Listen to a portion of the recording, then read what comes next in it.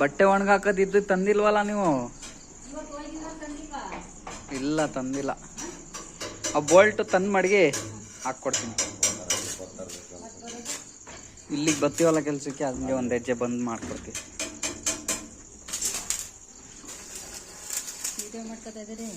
Video ನಿಮ್ಮ ಇವ್ರಿಗೆ ಕಳಿಸ್ಬೇಕಂತ. ಹಾಂ, ಇಬ್ರಿಗೂ